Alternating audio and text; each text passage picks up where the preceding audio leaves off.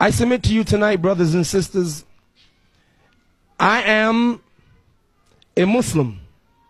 Number one, that's my first identity. Number two, I am an African American. My skin is black. That's my second identity. I love my black skin. I don't apologize for it. I love it, everything about it, because Allah made me that way. It's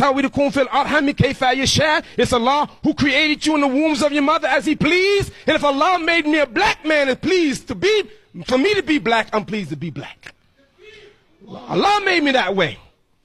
Allah made me to be a man, and I love being a man. I don't want to be a woman. Degenerous. And every woman should be proud of what Allah made her to be, a beautiful woman. I don't want my wife to be like me. I love her exactly the way she is. She's a woman.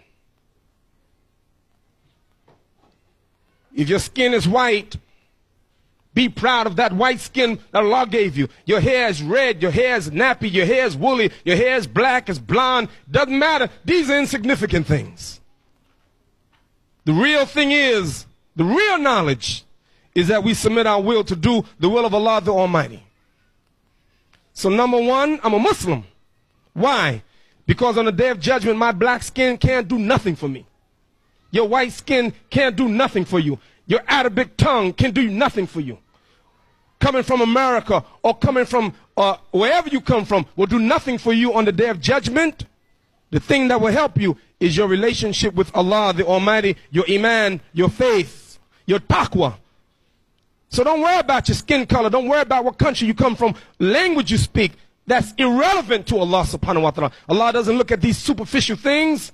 He looks at your heart and your deeds. So I'm one, a Muslim. Number two, I'm black. And number three, I am American. Brothers and sisters, the same way some of you brothers come from Egypt and sisters come from Egypt or Syria or Jordan or Palestine or Sudan. Every one of you came from a country. I come from a country too. My country happens to be America. I'm born in America. Allah made me to. I had no choice. I just woke up one day and I was in Brooklyn. I had nothing to do with it. I didn't choose my parents. Allah chose them for me. Yes. And wherever Allah raised you up and gave you life, in whatever country He gave you life, that's the country you're born in. So this is my country. And I don't want to see America fail. I want to see America get better. But I must admit that America's sick. America, to me, is the height of jahiliyyah, the height of ignorance. I painted a picture a long time ago. Some of these young brothers will tell you the picture I painted of America. In my opinion, America is like a car speeding down a steep mountain full of ice and snow with brakes that don't work, driven by a blind man, high off of drugs. That's America.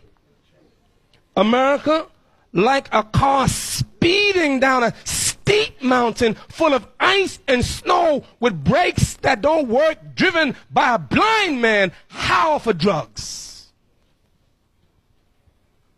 And the problem is, in the back seat is Ahmed.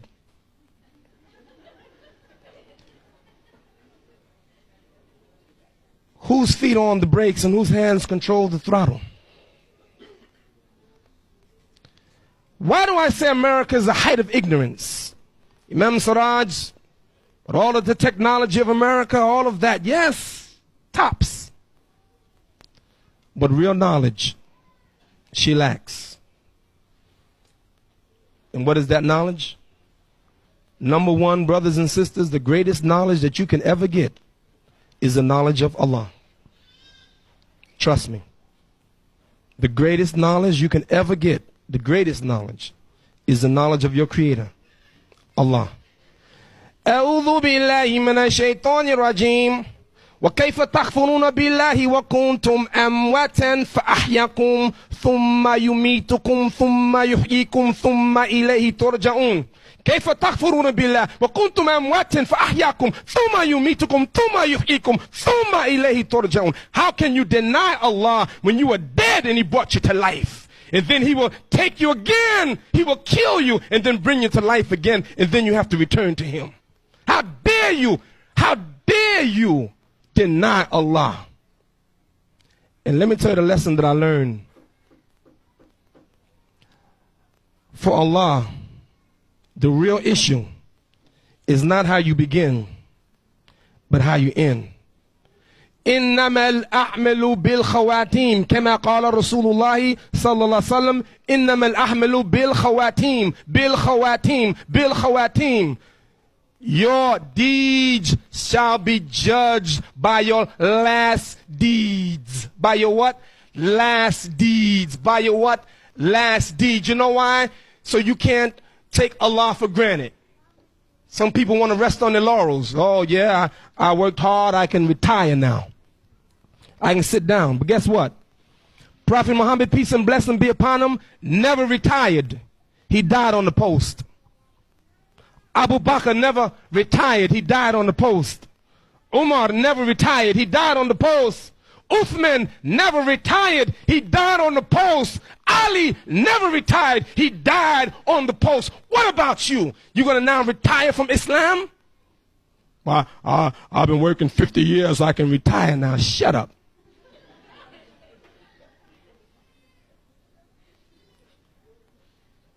Brothers and sisters, really, the best knowledge you can get is the knowledge of Allah. And I want to leave you with one of His names. Yes, knowledge is sacred. What kind of knowledge? And you make sure that you don't be ignorant to the real knowledge and then get the superficial knowledge that can't help you on the day of judgment. Because even if you're a mathematician, by being a mathematician will not get you into Jannah, not get you into paradise. Don't get me wrong. Don't say Imam Suraj is teaching against secular knowledge. No, I'm not. Imam Suraj is teaching us priority. Make sure you get the right knowledge first. And the most important and significant knowledge is the knowledge of Allah. Once you have that, then you can put everything else in perspective. One of the brothers from New York, alhamdulillah, made Hajj. Sheikh Rafiq, is the principal of the school, the Muslim school under which my children go to.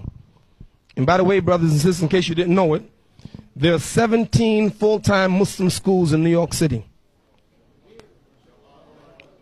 But don't get excited, because those 17 full-time Muslim schools only accommodate less than 1% of the Muslim youth.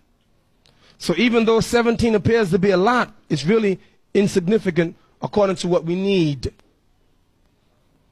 But this school, Islamic Elementary School, Sheikh Rafiq is the principal.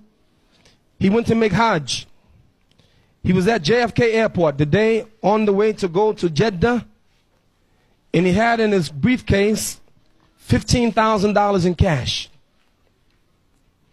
And he put the briefcase standing up on the line, ticket counter. He put the briefcase between his legs.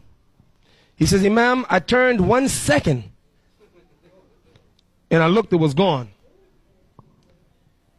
$15,000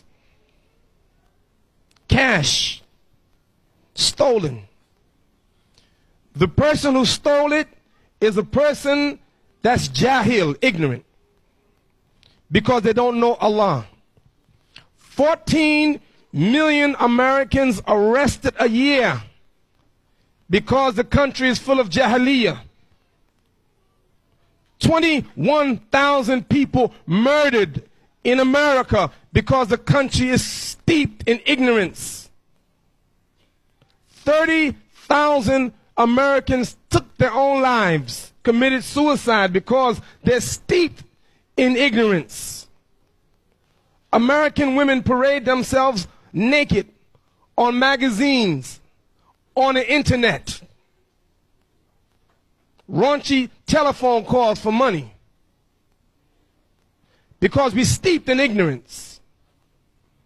prostitutes walking up and down the street, army with sex perversion,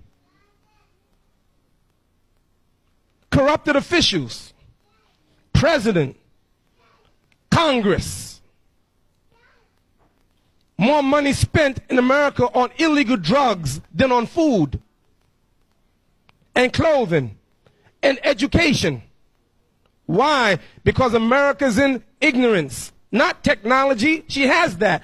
Now, why now are Muslims going after the same kind of knowledge that they're going after and forgetting our knowledge that makes 3,500 Muslims open up a liquor store in Chicago? Because I submit to you, we're going after the wrong knowledge. And the knowledge that we should go after, A, the knowledge of Allah, and 2, the knowledge of the hereafter.